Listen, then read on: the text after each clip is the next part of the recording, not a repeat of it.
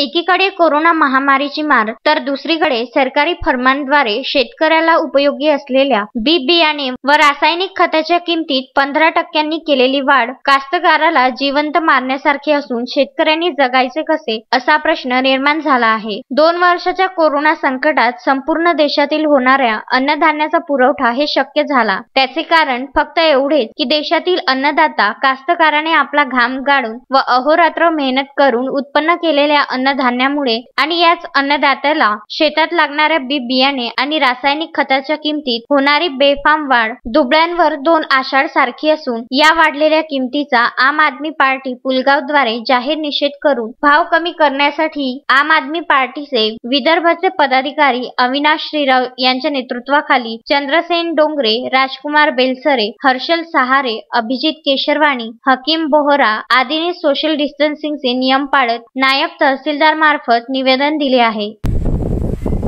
काही गोष्टींकडे मी पत्रकारांचं आणि या बाकीच्या लोकांचे आपल्याकडे लक्ष वेधू इच्छितो। केंद्र सरकारने कास्तकारांचं उत्पन्न दुप्पट व्हावं यासाठी आम्ही भरपूर प्रयत्न करू असं मागं एकदा जाहीर केलं होतं, परंतु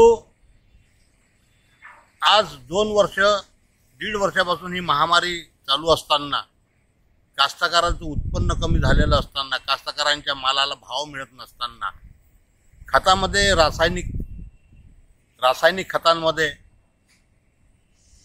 एकदम 50% जास्त वृद्धी करून या सरकारने खरोखर कास्तकारांचं कंबरडं मोडलेलं आहे। या परिस्थितीमध्ये कास्तकारांनी जगावं की मरावं हा एक मोठा प्रश्न आहे। कारण कुठल्याच गोष्टीला, कास्तकाराच्या कुठल्याच उत्पादनाला बाजारपेठेमध्ये सध्या तरी भाव नाही आहे। भाजीपाल्याची ही तीच गत आहे। जर सरकारनेही रासायनिक खताची दरवाढ मागे घेतली नाही व शेतकऱ्यांवर असाच अन्याय सुरू करण्याचं षडयंत्र सुरू ठेवलं तर आम आदमी पार्टी रस्त्यावर उतरल्याशिवाय राहणार नाही।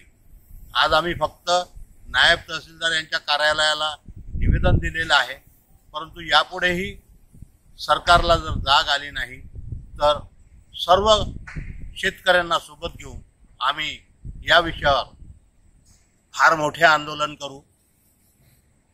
अश्विन शहा, विदर्भ न्यूज, पुलगाव।